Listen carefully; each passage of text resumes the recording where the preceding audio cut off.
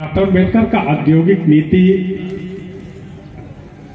और वर्तमान शिक्षा एवं रोजगार सृजन पर दृष्टिकोण।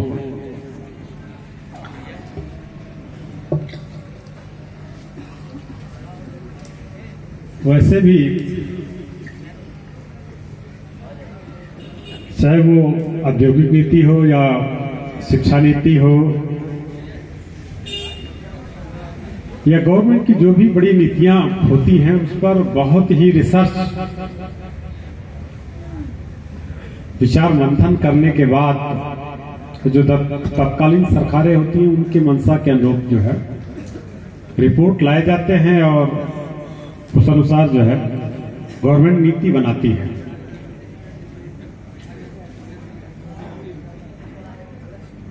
इसमें हम अगर जब हमारा देश 1947 में आजाद हुआ तो उसके पहले का अगर हम भारत का आर्थिक ढांचा देखते हैं तो इस देश का बहुत बड़ा जो हिस्सा है जनसंख्या का, जिसको बहुजन समाज कह लीजिए, SC ST OBC कह लीजिए, बड़े पैमाने पर आर्थिक गतिविधियों से दूर था और जो कुछ थे अगर गतिविधियां होती भी थी तो उसका वो आर्थिक उपार्जन उनको नहीं हो पा रहा था। जैसे वर्ण व्यवस्था काल में जो एक शूद्र समाज का जो कॉन्सेप्ट है जो मनुस्मृति का, उसके अनुसार जो कार्य था उस समाज के आने वाले, जैसे दूध का व्यवसायी है, किसान है, जो मोची का काम कर रहे हैं, जो लोग बढ़ई का काम कर रहे हैं, जो लोहार का काम कर रहे हैं, ये आर्थिक गतिविधि का एक हिस्सा हुआ करते। लेकिन भैंस पालन, जानवरों का पालन तो होता था, लेकिन उसका उपभोग, उत्पादन अर्थव्यवस्था का एक महत्वपूर्ण संबंध है। चूंकि हम अर्थशास्त्र के विद्यार्थी रहे हैं और हमारे कुछ साथी विद्यार्थी हैं, अर्थव्यवस्था में मांग, पूर्ति, उत्पादन और उपभोग, इसका जो संबंध है एक दूसरे से बहुत कोरिलेटेड है। बाजार में जिस प्रकार की मांग होगी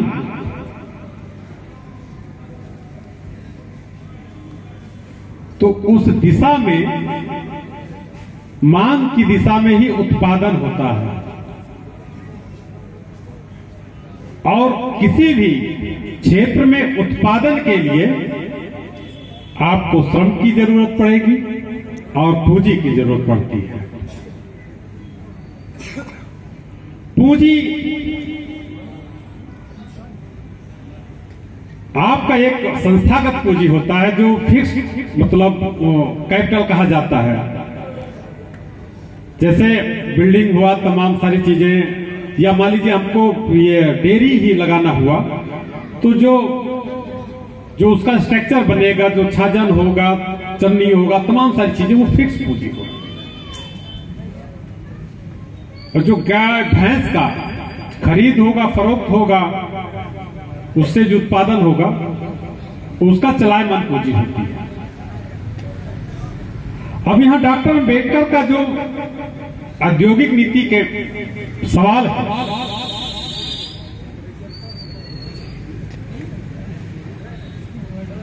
तो उसके पहले इंडस्ट्री नाम की कोई ऐसी चीजें नहीं थी।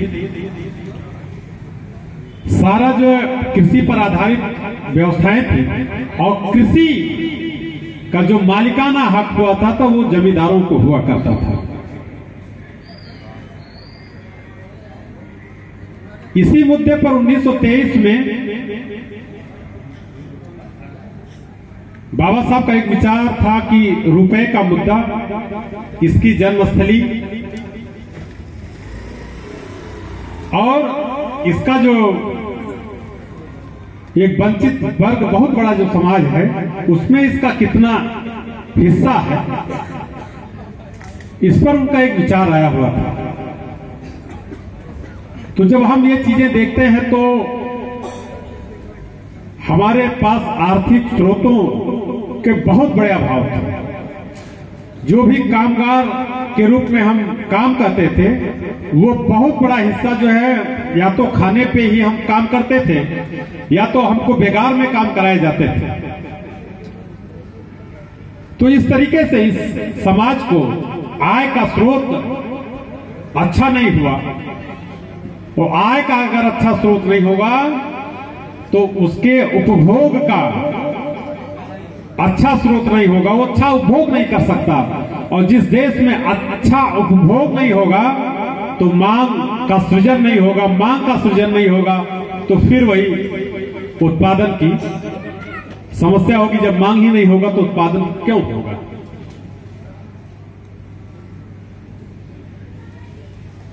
तो साथियों, जो औद्योगिक नीति का सवाल है, औद्योगिक नीति से होता क्या है? औद्योगिक नीति से गवर्नमेंट ऐसी योजना लाती है कि किस तरीके से हम अपने देश के लोगों को अधिक से अधिक रोजगार दे सकें। क्योंकि जब रोजगार मिलेगा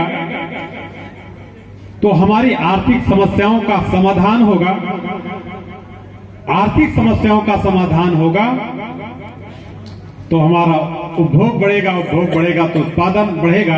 इस तरीके से समाज के साथ साथ देश का विकास होता है।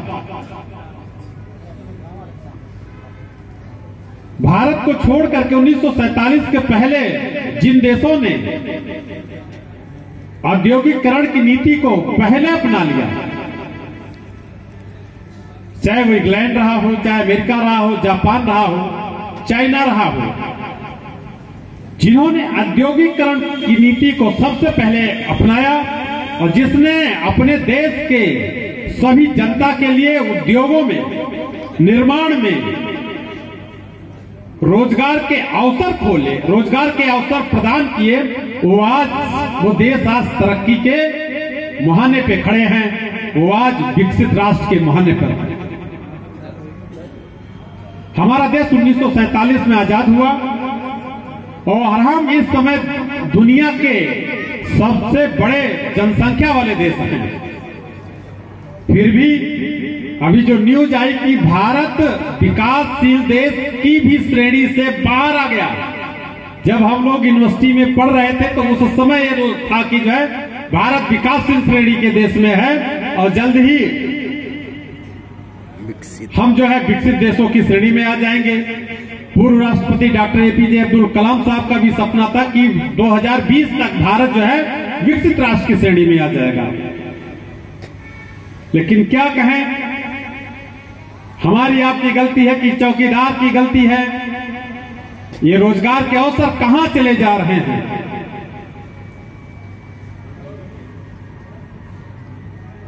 जो इस देश का सस्टेनेबल डेवलपमेंट होना चाहिए वो क्यों नहीं हो पा रहा है? आज जो 85% जनसंख्या के लोग हैं, बहुजन समाज के लोग हैं, उनको रोजगार के अवसर क्यों कम होते जा रहे हैं? आजादी के बाद जो नीति बनी आरक्षण की वजह से हमको रोजगार सरकारी सेवाओं में मिला, नौकरियों में मिला, लेकिन अब वो भी खत्म होने के कगार पे है। ऐसी नीतियां गवर्नमेंट की आ रही हैं, आउटसोर्सिंग तमाम सारी चीजें आ रही हैं। और जो बड़े बड़े कारखाने थे, चाहे भेल हो या आपका इंडियन रेलवे हो, आपका ये नागरिक उड्डयन विभाग हो, या जब जो भी जितने बड़े बड़े विभाग थे, एनटीपीसी हो, एलआईसी हो, तमाम ऐसे जगह पे वो सब को निजीकरण कर दिया जा रहा है। निजीकरण करने से वो पूंजीपतियों के हाथ में आएगा और वो श्रम का कम उपभोग, मानव श्रम का उपभोग कम करके जो नीति बन रही है वो मशीनरी से श्रम की आपूर्ति करेंगे, लाभ कमाएंगे और रोजगार के अवसर हमारे घटेंगे, हमारे रोजगार के अवसर घटेंगे अगर, तो हमारे समाज में हमारे समाज का जो आर्थिक स्वरूप है, आर्थिक संपन्नता का स्वरूप है, वो और जो इस समय है उससे घटता जाएगा। और धीरे धीरे अगर घटता जाएगा तो हम उपभोग के भी मामले में कमजोर होंगे, शिक्षा के मामले में कमजोर होंगे। इस तरीके से धीरे धीरे हम कमजोर होते जाएंगे। तो जरूरत इस बात की है कि भारत में ऐसी औद्योगिक नीति हो।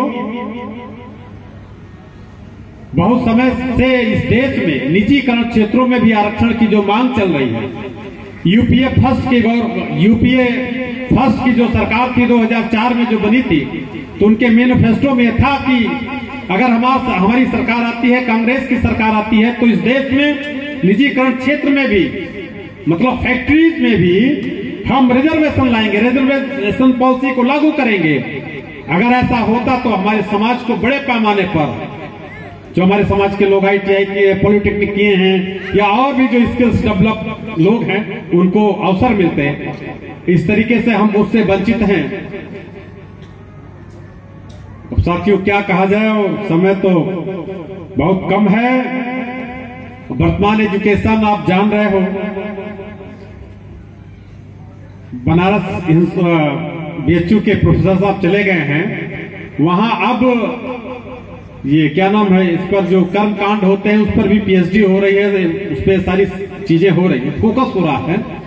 मतलब तथ्यहीन शिक्षा पर इस गवर्नमेंट का जो फोकस हो रहा है, बड़े पैमाने पे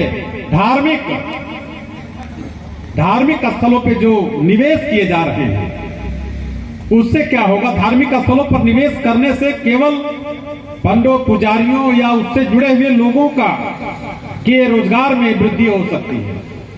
लेकिन इस देश का जो निर्माण होना है, इस देश में जो निर्माण शक्ति होनी है, जिस प्रोडक्शन हाउस बनना था, हब बनना था, वो चीजें नहीं हो पाएंगी। अगर वो चीजें नहीं होंगी तो एक उसका जो है डिफ्लेशन चलता है, जो है औद्योगिक क्षेत्र में जो है, अब वो सारी चीजें, भाषा जो है, समस्याएं आ रही हैं, क्योंकि वो अर्थ विज्ञान का मामला है। तो धीरे धीरे मतलब इस समाज में, हमारा समाज जो नीति चल रही गवर्नमेंट का, सीधे से समझिए कि हम केवल धार्मिकता की तरफ आगे बढ़ेंगे, रोजगार शिक्षा के तरफ आगे नहीं बढ़ पाएंगे।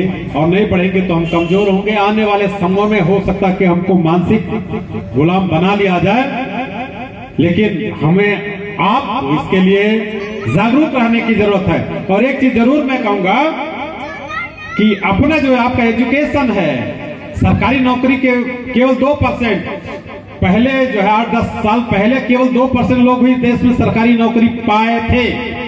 अब वो संख्या घट करके 1.2 के आसपास हो गई है, 1.2 के आसपास हो गई है। वो आने वाले समय में और कम होती जाएगी। इसलिए हमको रोजगार की दिशा में आगे बढ़ना है और हमें अपने रोजगार के अवसर भी तलाशने होंगे, रोजगार की स्थापना करनी भी होगी, अपने लोगों को रोजगार देना होगा। तब जाकर के जो बाबा साहब डॉक्टर अम्बेडकर का आर्थिक स्वतंत्रता का सपना था, वो कहीं जाकर के पूरा हो पाएगा। नहीं तो आर्थिक स्वतंत्रता के